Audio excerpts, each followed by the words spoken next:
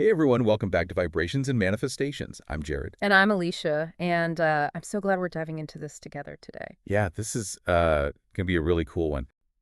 Okay, so today we're getting into something that honestly feels a little weird at first. This idea that sometimes the best way, the fastest way to get what you want is actually to stop trying so hard for it. hmm It sounds completely backwards, doesn't it? Like step back. Yeah. Isn't that just giving up?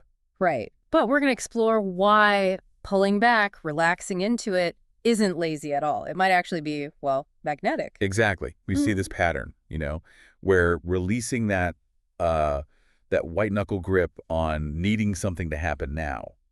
That's what things often start to shift. So our goal today is really to understand why.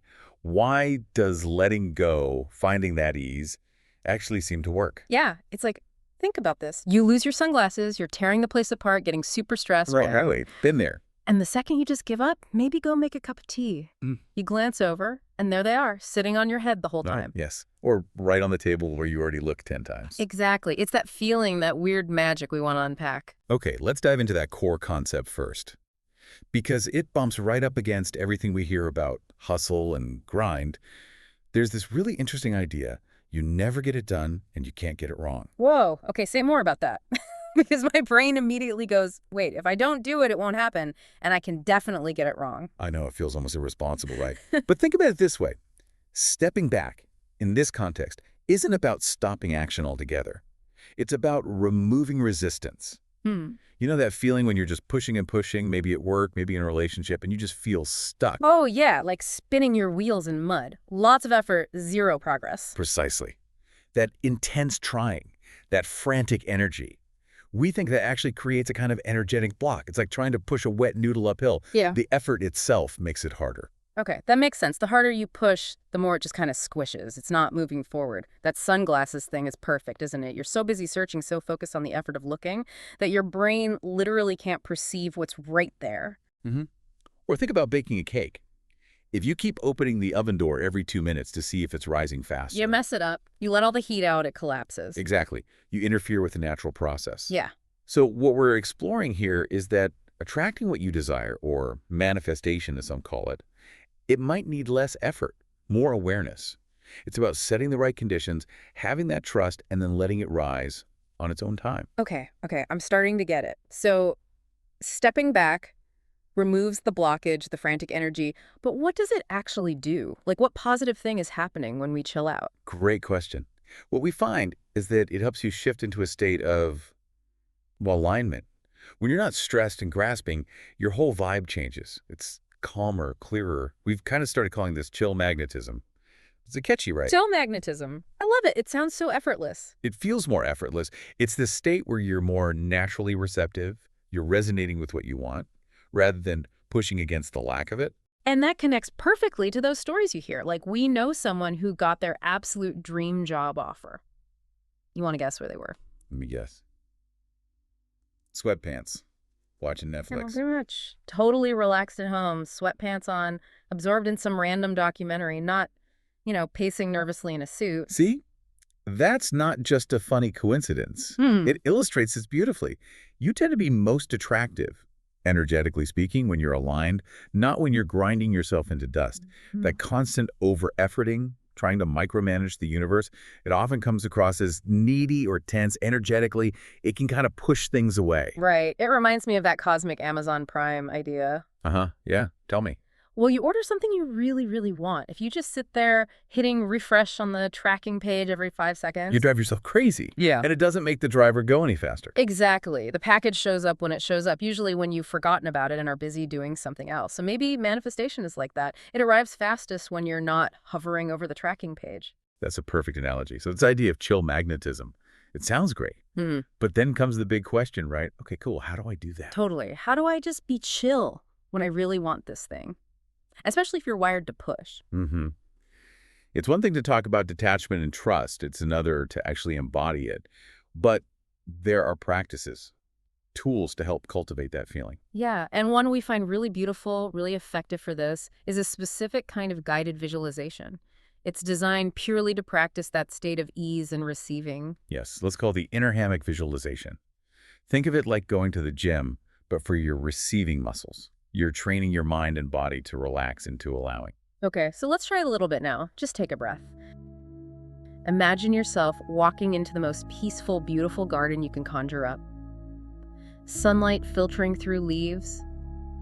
Maybe the sound of gentle water. And you see it. A super comfy hammock just waiting for you, maybe slung between two old, sturdy trees. You just climb in. Feel yourself completely held, completely supported, safe. You can let go. Gentle swaying. Maybe a warm golden light starts to surround you. You feel totally at ease, deeply relaxed. Now from this calm space, instead of chasing your desires, just imagine them. Maybe they appear like soft, glowing shapes in the distance.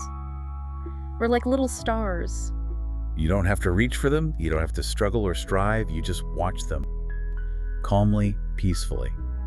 And notice. Maybe they just gently float closer, drawn to your calm energy. No effort needed on your part. They simply arrive. You receive them. And while you're in this peaceful state, just let these quiet thoughts echo within you. I can receive without doing. I trust the flow of my life.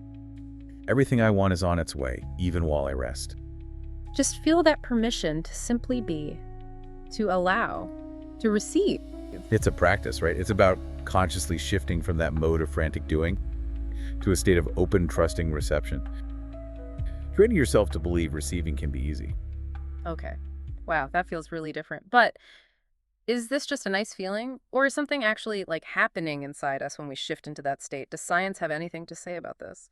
Oh, absolutely. This is where it gets super interesting because, modern science offers some really compelling explanations for why this stepping back can be so powerful.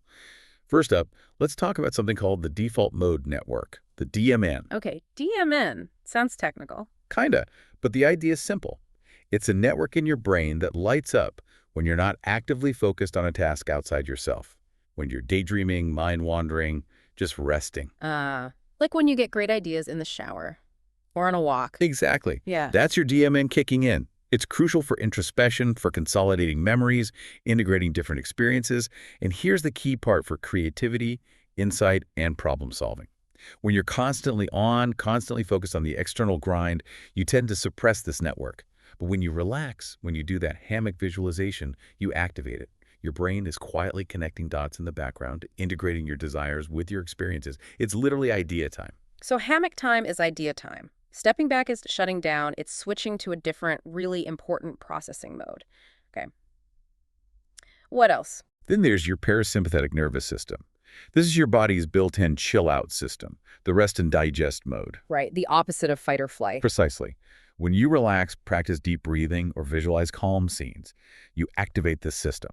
It lowers your heart rate, dials down stress hormones like cortisol, helps your body repair itself. It tells your whole system, you're safe. Right. Now, constant pushing, worrying, stressing, that keeps you stuck in fight or flight, the sympathetic nervous system. Flooded with cortisol, narrow focus, ready to run from a tiger. Definitely not the best state for noticing subtle opportunities or having brilliant ideas. Not at all. You're in survival mode. Your brain literally filters out non-essential information. But when you shift into that parasympathetic state, your body calms down, your mind opens up. You're operating from a place of possibility, not panic. We might say your brain is on a better manifesting frequency because it's calm, receptive, and not just scanning for threats. That makes total sense. When I'm stressed, I feel like I have tunnel vision. Calm me sees more options, which leads perfectly into the reticular activating system, the RAS. Yep, you got it, the RAS. Think of it as the bouncer at the club of your conscious mind. It's a filter system at the base of your brain. It constantly scans incoming information and decides what gets your attention. And what gets past the velvet rope depends on what? On what you told it is important, which is heavily influenced by your focus, your beliefs, your feelings. If you're constantly stressed about lack, your RAS is primed to spot more evidence of lack, problems, obstacles. Okay. But when you consciously cultivate that state of chill magnetism, that feeling of trust, ease, and expecting good things, you start to retune your RAS and starts looking for evidence that confirms that state. So if I'm relaxed and trusting, my RAS is more likely to flag that email I might have missed or make me notice a helpful comment in a conversation. Opportunities that were maybe there all along. Exactly. You're not necessarily changing the external world instantly, but you're changing your perception of it. Your filter shifts. Rest and alignment literally help tune your brain to notice the stuff aligned with your desires, stuff you were blind to in a frantic state. Wow. Yeah. It also feels connected to the idea of flow states, when you're in the zone. Big time. Flow science, like the work of Mihaly Csikszentmihalyi, shows that peak performance and deep satisfaction often happen when we let go of that tight conscious control. When we're immersed, yes, but not forcing it. Trying too hard, that hyper effort, is actually cognitive strain. It's tiring. Letting go into flow allows for effortless momentum. It feels less like pushing a boulder and more like riding a wave. Manifestation, seen this way, isn't a solo effort against the world. It's more like a dance, a co-creation with the flow. And you can't dance well if you're super tense and rigid. Right, you got to loosen up.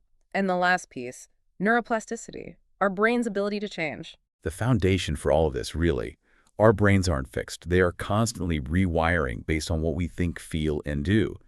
And guess when a lot of that crucial rewiring and consolidation happens? When we rest. Sleep. Bingo. Especially during sleep and periods of deep rest. When you practice feeling relaxed, trusting, visualizing, receiving, like in the hammock, you are literally carving out and strengthening neural pathways for those states. You're teaching your brain, this is possible, this is safe, this is how we can operate. Rest is when those new patterns, those new beliefs about receiving with ease really get integrated. It's when the changes marinate and become more ingrained. Okay, mind slightly blown. So it's really not just woo, stepping back, resting, allowing. It genuinely activates different brain networks, calms our nervous system, changes our perceptual filters, taps into flow, and even physically rewires our brain for receiving. It brings us right back to that core question, doesn't it? Maybe the most important one to ask yourself. Mm-hmm. What if the doing is what's blocking the receiving? What if letting go is the work? Wow.